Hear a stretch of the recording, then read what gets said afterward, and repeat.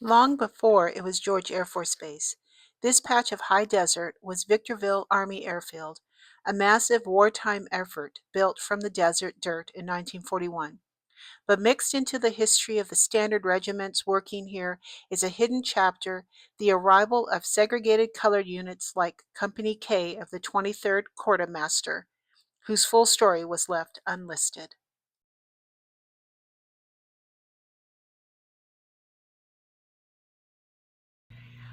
Hi everyone, and welcome to the Unlisted Map. I'm Mary, your tour guide, and today's story is actually keeping us here in the high desert.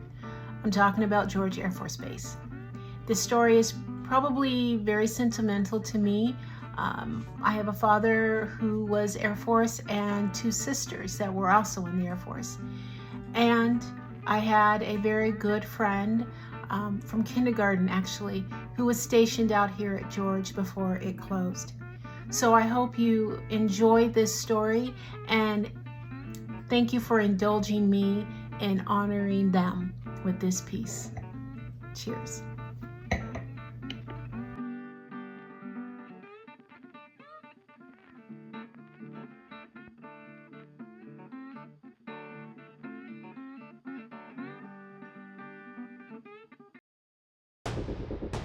You're going to notice that some of this road is very bumpy, and we're holding the camera as steady as we can. This is the abandoned George Air Force Base out here in Victorville. You're going to notice there's lots of graffiti on these buildings. Lots of things are destroyed, things were removed, so it's kind of hard to say what building was what. But I hope you enjoy this story.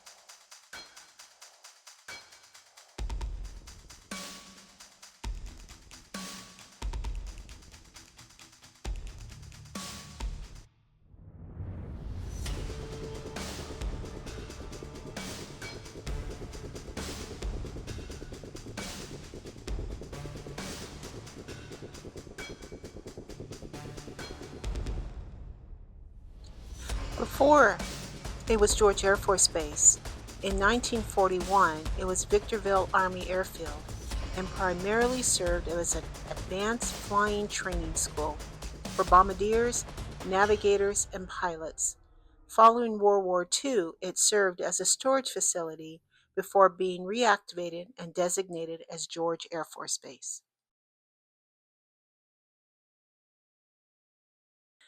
Between 1941 and 1943, Company K of the 23rd Quartermaster Regiment, truck colored, was officially designated as a segregated black truck company. As Victorville Army Air Field built up its massive training operations between 41 and 43, this specific black truck company was deployed to the high desert to haul heavy construction material, aircraft fuel, and mechanical supplies. The 966th Quartermaster Platoon, later in 1943, the black soldiers of the Company K, 23rd Quartermaster, and other incoming service attachments were largely reorganized or absorbed into localized air base units like the 966 Quartermaster Platoon, tightened control under the Army Air Force. The 966, the all-segregated all-black platoon company, tasked with vital logistics. They built infrastructure, including the Victorville USO Club, and supported the massive influx of pilots being trained at VVAF. Its sister units, the 964 and 965, also the 966, were deployed to Europe and participated in the campaigns like the Battle of the Bulge. Many of the World War II service troops never went overseas. Their assignments to the zone of the interior U.S. mainland was crucial to keeping the domestic training pipelines and supply trains functioning. As I mentioned earlier, the 966 was deployed to Europe, but originally it was to be permanently stateside here at Victorville, but it officially deployed in Europe in 1942. In July of 1942, they're initially training alongside their sister units, the 964th and 965th, at Fort Leonard Wood, Missouri. They boarded transport ships and crossed the Atlantic, arriving in Liverpool, England. In 1942 to 1944, the company, roughly 2 years in Great Britain, preparing massive supply stockpiles, organizing logistic depots, and shifting cargo to sustain the buildup required for the upcoming invasion of France. The 1944 mainland push, following the D-Day landings, the unit crossed the English Channel into France in 1944 to establish moving supply bases, earning their formal Normandy and Northern France campaign battle credits under the command of the U.S. Ninth Army. Between late 1942 and the spring of 1943, the 3341st Aviation Squadron and the 966 Quartermaster Platoon arrived here at the Victorville Army Air Field. As the base's pilot training program rapidly expanded, the Army built over 250 temporary wood and concrete structures. This massive expansion included specific, segregated barrack blocks, mess halls, and supply warehouses tucked onto the edge of the base. As soon as these facilities were completed in early 1943, the military moved in the heavy infrastructure and logistic units. And that's exactly when the men of the 3341st and the 966 were brought in to keep this desert base moving. Once stationed at Victorville, the structure of these units adapted to the changing needs of the Army Air Force. The 966 was operationally bundled and indexed right alongside the 331st Aviation Squadron. This combined support structure ensured that the airfield had a dedicated, centralized workforce to handle both general base logistics and specific aviation supply tasks. Specifically, the 966 Quartermaster Platoon operated as a logistics and supply truck company, utilizing the rugged GMC 1943 Deuce and Half. Meanwhile, the 3341st Aviation Squadron took on the critical supply and security details surrounding the massive B-17 Flying Fortress bombers. Together, they became the invisible backbone of the entire Victorville flight line. But the chaos of World War II would soon scatter these men across the globe.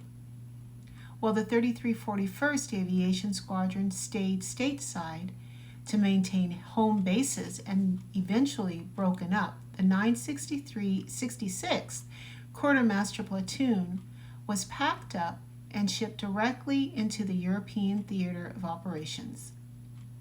Tracking these units today reveals just how chaotic wartime military bureaucracy really was. In fact, the paperwork was moving so fast that the military actually duplicated the 3341st designation later in the war, assigning it to an all-female wax signal corps unit serving in Paris. It's a messy paper trail that has left these original black servicemen largely hidden in the archives. To truly understand the journey of the 966 Quartermaster Platoon, I'm going to point out two men of the 966. Because of the messy archival silence, there isn't much information about the 966 other than these two men. I was fortunate to find a photo of PFC Armstrong. Unfortunately, the only information I could find about PFC Bowman is a scrapbook that was auctioned off.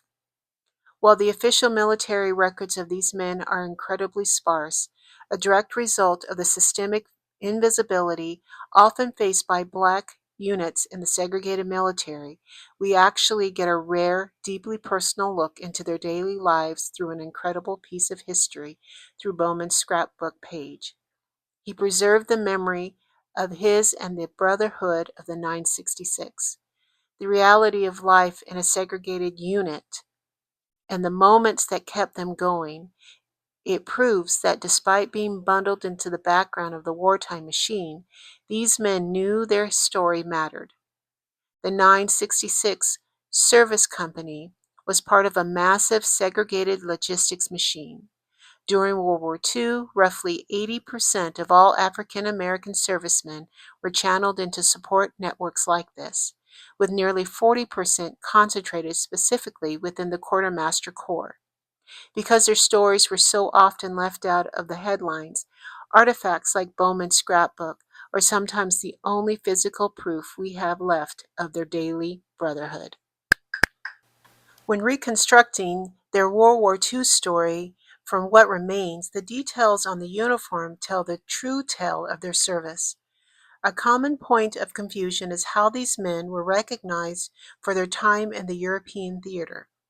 While individual decorations like the Bronze Star Medal were awarded for specific acts of heroism, the vital combat recognition for PFC Walter Armstrong and PFC Bowman, the rest of the 966 came collectively through battle participation credits. As a vital link of the Advanced Section of the Communication Zone, or ASCZ, the 966 didn't just operate safely in the rear. They moved directly into the archival zone to keep the Allied advance moving forward. To handle this massive logistical weight on the move, the unit's entire structure had to change. What started stateside as a tight-knit platoon of roughly 40 to 50 men was officially expanded and redesigned into the 966 Quartermaster Service Company, scaling up to over 100 enlisted brothers. Because of their direct support during the crucial push into Europe, the War Department officially awarded the company credit for two major campaigns, Normandy and northern France. This means the authentic European, African, Middle Eastern campaign ribbons worn by PFC Armstrong and PFC Bowman weren't or wouldn't be blank.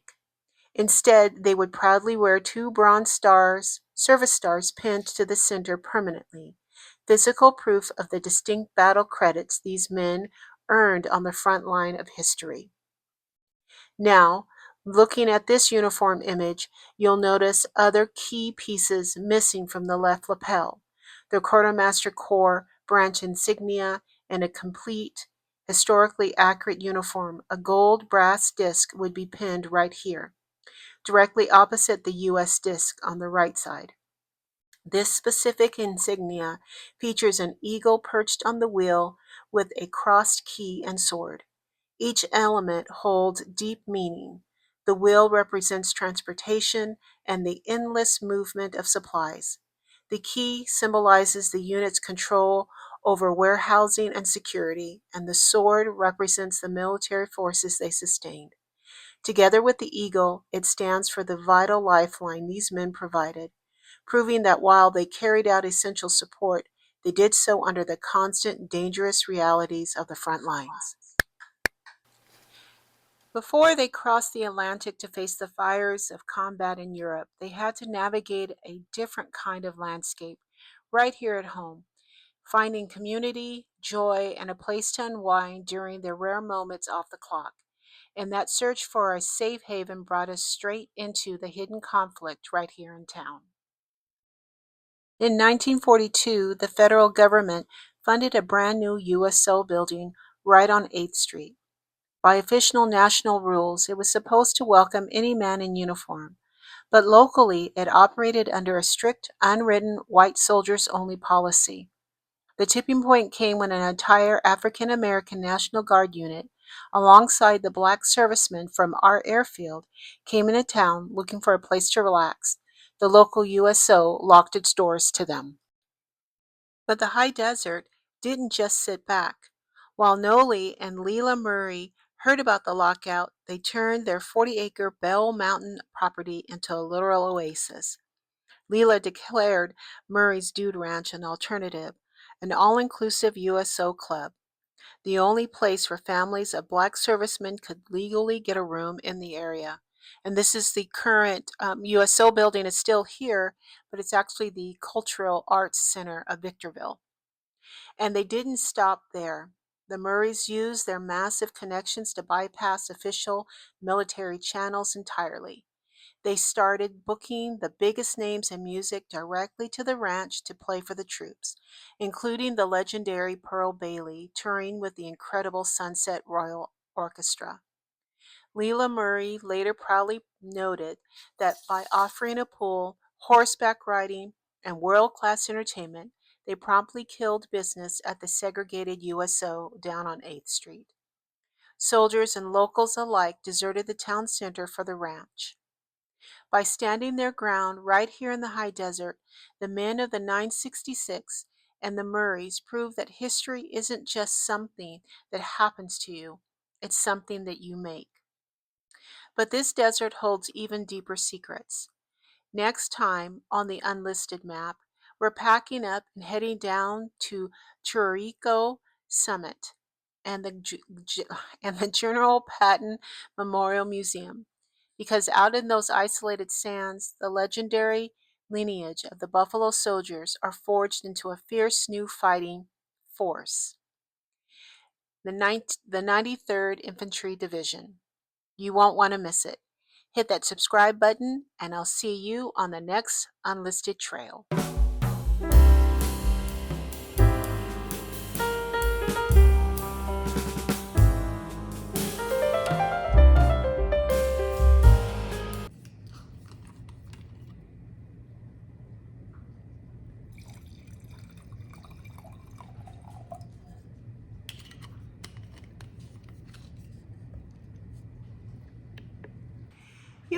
You might wonder why we're pouring a California wine while talking about the 966. This is Tablas Creek blend. These grapes weren't grown in France, they were grown right here in California.